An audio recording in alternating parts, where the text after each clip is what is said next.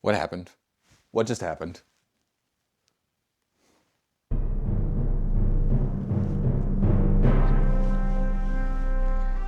So David Lean, huh?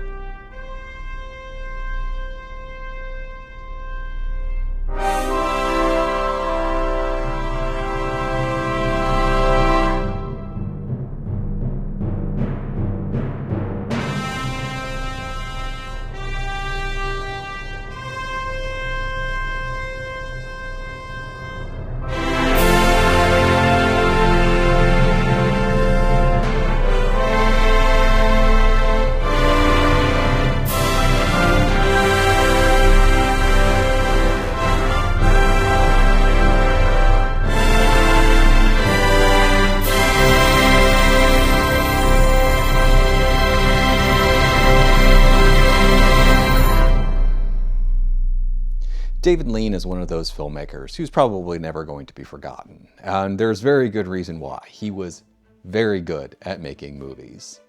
He started in the early 40s as a director, but he actually started in the film industry as a T-boy for Gaumont Studios.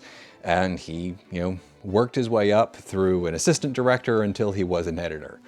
And he edited movies for people like Powell and Pressburger, most notably 49th Parallel and Our Aircraft is Missing. But then he went and he formed a professional relationship with Noel Coward, the British playwright and actor, and he started his filmmaking career making British films based on Noel Coward plays. And he formed a professional relationship with Noel Coward, and he ended up making 4 movies with him. 3 of them were direct adaptations of his plays. The first was In Which We Serve, which was an original work, which was about World War II. And then he made 3 of those adaptations: This Happy Breed, Blithe Spirit, and Brief Encounter.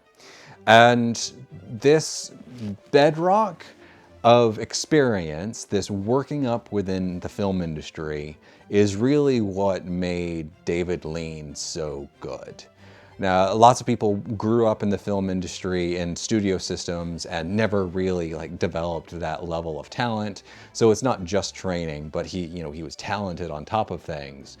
But I see people like Lean and Alexander McKendrick who were contemporaries. They, McKendrick actually started directing about the time that David Lean was editing, but McKendrick was directing things like newsreels and stuff, short films. McKendrick's feature film directing career actually started a bit later, but they were essentially contemporaries, and they both managed this technical command of the cinematic arts, but also brought with it a surprising just command of the narrative side of things. So they just end up being these all-around filmmakers. Now, I'll eventually make a video about McKendrick, because McKendrick's great. His career was cut short because he just got tired of dealing with the business side of things. But David Lean's career was also cut a bit short. He stopped making movies for 14 years after the release of Ryan's Daughter, and I'll get to that little anecdote in a little bit.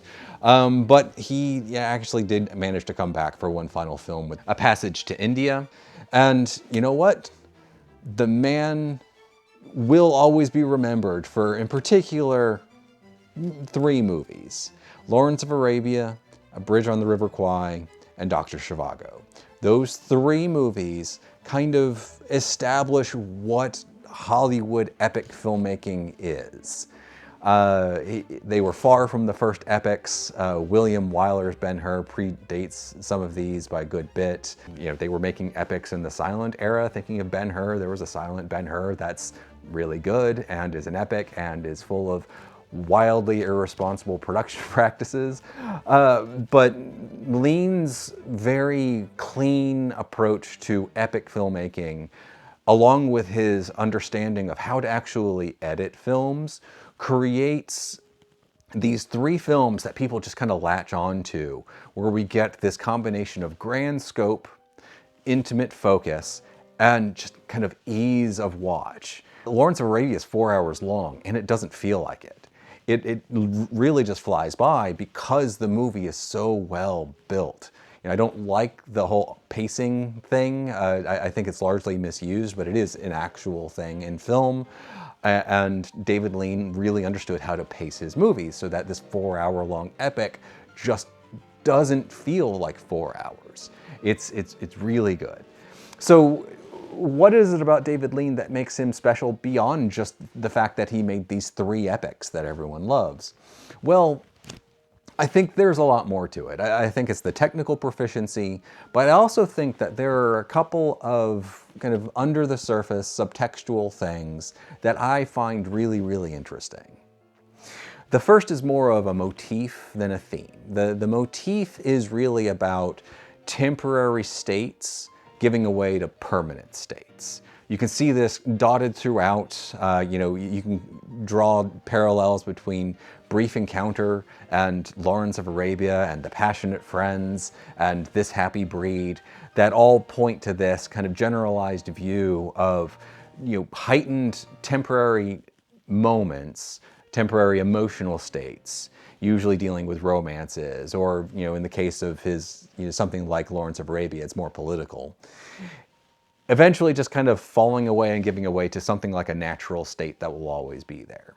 I don't think it's really a theme. It's more of a motif. It's just kind of a repetition of action that happens over time, and I find it really interesting. The other is more of like a repetition of character. It might rise up to the level of theme, but it's really a view of like madmen, of seriously insane people who lose complete sight of reality. When I was going through all the Best Picture winners for my very long ranking video, I mentioned obviously Gandhi and how David Lean was actually attached to the film for a long time before he eventually dropped out and Richard Attenborough took over.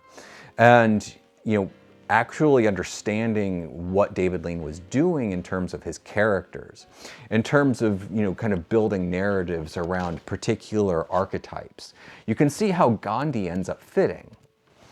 And the idea is that Gandhi imagines a world that is, pristine and utopian and full of just loving humanity.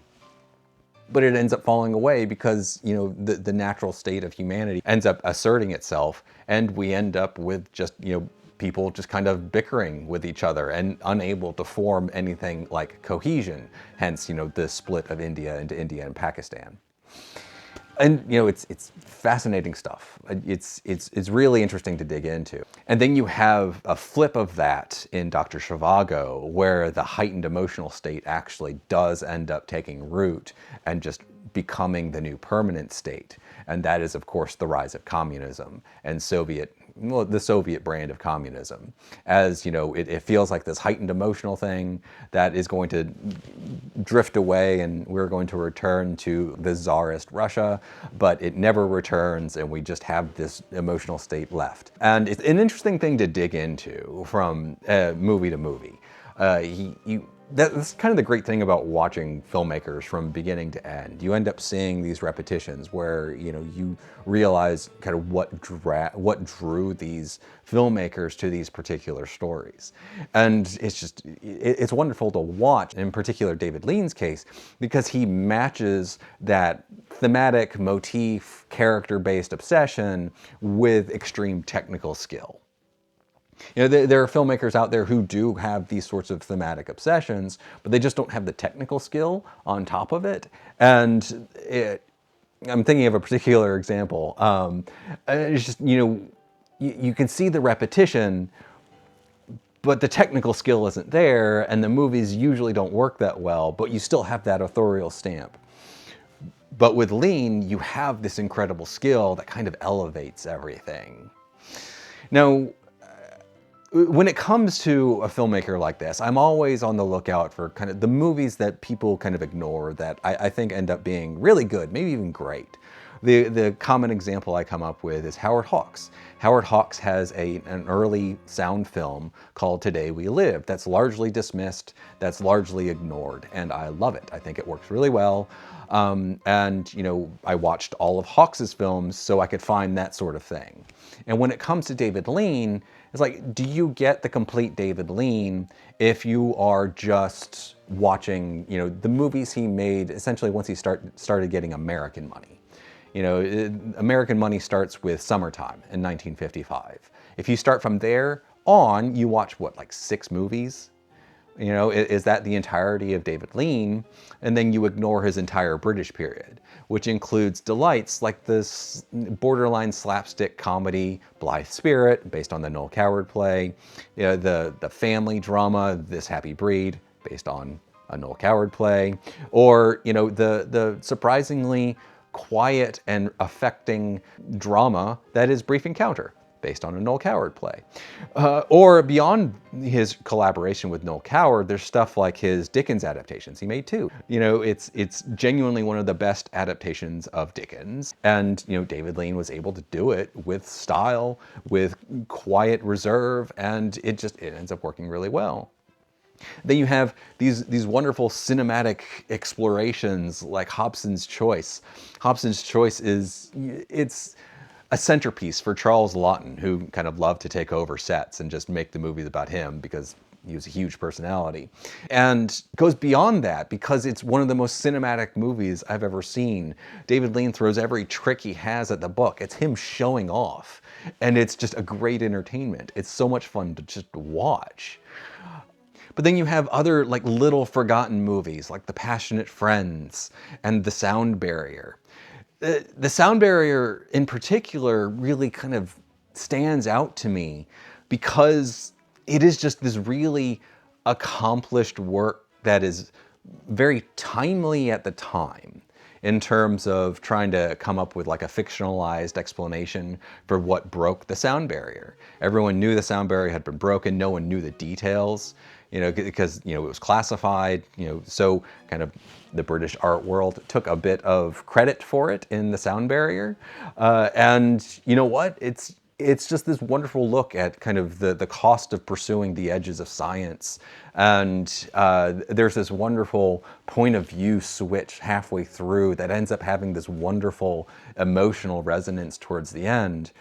And I love David Lean as a filmmaker for the entire range of his body of work.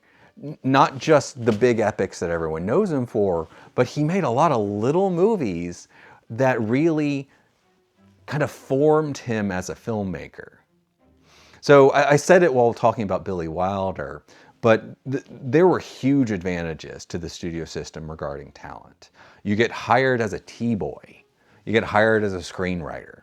And you are just working in the industry, in the studio, for years and years and years, steadily getting more assignments, more responsibility if you want it. If you want to pursue it. If you just want to be a T-boy forever, you can probably manage it. But if you're just using the T-boy role as a jumping point to become, the third AD on a film, to eventually become an editor, to eventually become a director, well, the opportunities are there for you to just learn. You learn everything about the entire filmmaking process. So I brought up Alexander McKendrick before. And Alexander McKendrick, after he stopped making films, he taught film. And he had a thing where he would push on his students that a great director understands every aspect of production. And I think that was a very particular thing to the British model, the British studio model, where you worked your way up to be a director by going through a bunch of different things. Not necessarily everything. It's not like David Lean was designing props, but he worked his way up, kind of learning the production process as he went. This is in contrast to like the Japanese studio system back when Toho was, when they actually had a studio system where people were on contract. Like Kurosawa applied to be a film director and he got hired. He wasn't immediately a film director, he was an assistant director, but you still had to kind of learn it, but you weren't learning it through a bunch of different roles. You were learning it by being the assistant director and having to do a bunch of stuff. David Lean came to his first film. He co-directed with Noel Coward, In Which We Serve. And the tale, the behind the scenes story of it is that they did go into the production assuming they would both really co-direct. However, Noel Coward kind of fell back from the actual directing duties. He was more of a writer and an actor rather than a director. And David Lean asserted more directorial control. This relationship was obviously not antagonistic to either of them because, well, they worked for 3 more movies together, where Noel Coward was writer, occasionally actor, and David Lean was director. It worked. But then you also see this progression across front, like the smaller movies. He spends roughly 15 years directing small movies where he is finding ways to make things cinematic. You know, if there's a real problem with the Noel Coward stuff in the beginning, it's that it ends up feeling very stage-bound. I think he breaks out of that by his last one, Brief Encounter. So that by the time he's making something like Hobson's Choice, he's making it dizzyingly cinematic at the same time. It almost feels like an Alfred Hitchcock movie. Just not in terms of like suspense, but in terms of experimentation, in terms of like doing weird things with montage. It's like there's a lot of very good stuff there. And then, you know, he's working in this kind of restrained, smaller format for 15 years, and then he gets Hollywood money for something big. He gets big money from Columbia for the bridge on the River Kwai. This is very different from a bit of United Artists money to go to Venice and make, you know, Summertime with Katharine Hepburn. This is, we're going out into the jungle and we're making a big movie where we have to build a fake bridge like 3 times and blow it up a couple of times. You know, we have trains, we have dozens of extras, we have 2 major subplots, we have a bunch of different locations. This is massively different in scale from something like Brief Encounter, which is, you know, a dozen actors, a bit of location shooting, but mostly done on like 4 or 5 sets. That technical skill is steadily building up over time to where when he does get that massive amount of money, he could really, really deliver. He intimately knows what he's doing on the technical side. And because of his work with Noel Coward, he's developing skills on the narrative side. So he, you know, he's writing some of this, but he's usually using screenwriters.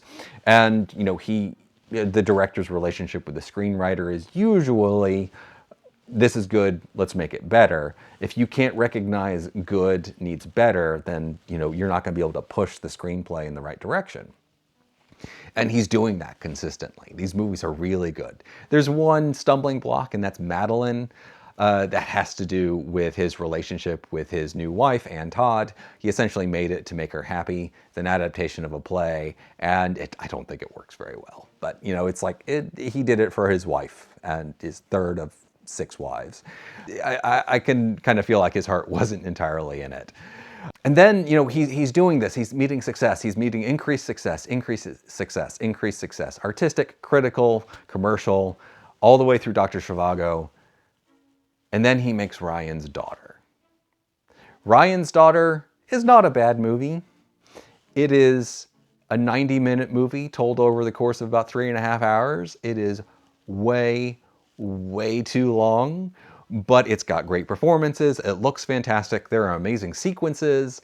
Yeah, it's just, it is a man of that level of talent making a bad movie, making a series of very bad decisions on kind of the grander scale, but shoring it up by so much craft that it ceases to be bad and ends up being kind of okay. However, it's not the kind of movie that a lot of people really enjoy because it is so overlong, because it is kind of simplistic in the end. You can just see like the bad decisions early on that kind of formed this. And the negative reaction to the film got to him. He was actually quite shaken with the fact that he had made a movie that people didn't think was good. He'd spent years putting it together, and he released it to the world, and they didn't like it. You know, they'd liked everything he'd made up until that point, so what suddenly changed? And he earnestly reached out to the critical community. He earnestly reached out to the National Society of Film Critics and asked them, well, Can we sit down in a conference room in New York for a couple of hours and you tell me what's going on? And that meeting is notorious. It included people like Pauline Kael and Richard Schickel, and the critics tore into him. They tore into the film, and they tore into him. And it kind of broke him. He didn't make a movie for 14 years. And this is like the reason, oh, there are a few reasons, but this is one of the main reasons I don't like Pauline Kael as a critic. She feels like she's an awful person. You know, the other big thing is her like having to review Psycho in order to like catch up with everyone else. It's like the point of the critic is saying, you know, it's like standing atop everyone else and saying, defending what's good that everyone else says is bad. And she fell in with the crowd on Psycho and then like had to be dragged back, which tells me I don't know if I should trust her opinion. You know, I just, whatever. I don't really like Pauline Kael. But, you know, this example of this incident of just tearing into David Lean personally, like trying to hurt him, to the point where he just said, it's not worth it. I'm not making another movie. It's a terrible thing. You know, if I were in the room, I'm not a big fan of Ryan's Daughter. I don't think it's good. I think it's full of massive missteps. But if I'm a critic, all I do is watch other people's work. And all I do is say if I think it's good or bad, and I recommend people to go see it or not. I recognize that my job is inferior to Roger Corman's work. You know, it's like Roger Corman contributes more to the world of art than any critic does. And I don't dislike Corman. I'm not going on to a tangent about Corman, but I'm just trying to kind of say it's like, this isn't just like a critic versus high art. This is a critic versus any art on any level. All right. So the critic has its uses, but ultimately the art is what's important. So if I were a critic brought into that room with David Lean, I would treat him with a measure of respect. I would go for constructive criticism. I would say, okay, this movie's 3.5 hours long and it doesn't need to be. Why did you choose to make it so long? Where is like the narrative meat in these very long sequences that don't actually do much? You know, it's like it would be a conversation. It would not be me haranguing at him. And just because the man made Brief Encounter, Lawrence of Arabia, Bridge on the River Kwai. It was like, these are fantastic movies. Hobson's Choice, Great Expectations. These are great movies. These are fantastic movies. And suddenly I'm just going to take the opportunity because he misstepped with one movie to like tear into him. No. Ryan's Daughter, for all its flaws, is worth more than the entire body of work of Pauline Kael, whether you like her or not. Ryan's Daughter does more to advance art than Pauline Kael did in her entire life. And Ryan's Daughter is a mess. You know, it's, if you're face to face with an artist, you know, it's like who tripped up, you know, and you have this sense of superiority because you're king of your little mountain. It's like there should be some respect there. There absolutely should be. You know, he's inviting you in, saying, I'm trying to find out what went wrong. You know, help me. Help him. Oh my Lord, that incident leaves such a bad taste in my mouth. I like hate everyone involved with that except David Lean, who went in there earnestly just to try to figure out what went wrong. You know, then he goes away for 14 years and he tries to come back a couple of times here and there. And eventually he manages to pull a production together of A Passage to India. And you know what? It's quite good. It's not top tier David Lean by any measure, but it is quite good. It's kind of a return to understanding what the epic filmmaking is for. It is a correction from Ryan's Daughter. He would try to put together a few more projects, most notably Empire of the Sun, which he, you know, eventually just quit, and Steven Spielberg took over as homage to Lean. And that's it. You know, he walks away with just like a body of work in the teens, and he just feels like he should have like 5, 6 more. You know, not necessarily 5, 6 more great epics, but how nice would it have been if he had like grabbed another Noel Coward play that hadn't been adapted and just, you know, went off and spent, you know, 20, 30,000 pounds and just like made that in London and, you know, just released that. How great would that have been if he hadn't been so beaten down that he just decided to quit for 14 years, but he just said, all right, well, I'm going to return to my roots. I'm going to make something small. How nice would that have been? Because the man, you know, there are a handful of his films that I don't have huge appreciation for. Ryan's Daughter is one, Madeline is another. But so much of his body of work is just so worth watching. He's one of those filmmakers where I feel like it's like harshly short. You know, when it comes to someone like Alfred Hitchcock, who has more than 50 films, I don't feel like, well, why couldn't he work for another 10 years? You know, it's like to make more movies because, you know, it's like, I feel like he has a complete filmography. There are a couple out there like Yasujiro Ozu, who I'm like, why couldn't he have lived for another 30 years and made another 30 movies? Because those movies are great. You know, even though his body of work is actually fairly extensive. When it comes to Lean, it's just, he feels like one of those who was really cut short. I really wanted more from him because his command of the cinematic craft, his command of style, his command of story, his command of performance was at such a high level that it's really hard to imagine how he couldn't have just, you know, with him not reaching out to the critics or the critics treating him with just a modicum of respect, how he could have just kind of returned to a smaller scale filmmaking and just made more movies. That would have entertained me. And you know what? They would have entertained me more than any Pauline Kael review out there. David Lean was genuinely a great filmmaker. He was forged in the fire of the British studio system. He was incredibly talented. He made the right professional relationships. He really understood how to craft a film. And I just wanted more from him because he was so good at it. You know, he made some of the best movies that ever win Best Picture. He made some of the best movies ever. And you know what? It'd be nice to have like 5 more. But oh well. So to wrap this all up, you know of Lawrence of Arabia. If you haven't seen it, go watch it. You know of The Bridge on the River Kwai. If you haven't seen it, go watch it. You know, but what about the littler movies, the smaller movies from before? If you haven't seen Brief Encounter, go watch that. That will touch you.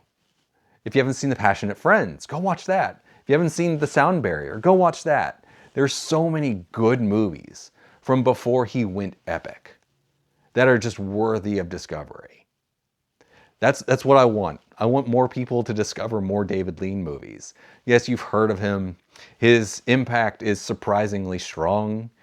You know, I think a lot of it has to do with the fact that he has very large fans who are still alive. Ridley Scott is obviously a huge David Lean fan. Steven Spielberg, huge David Lean fan. His influence is very wide. But you know what? Those small movies, Hobson's Choice, marvelous movie. Go watch that, and I think you'll be entertained.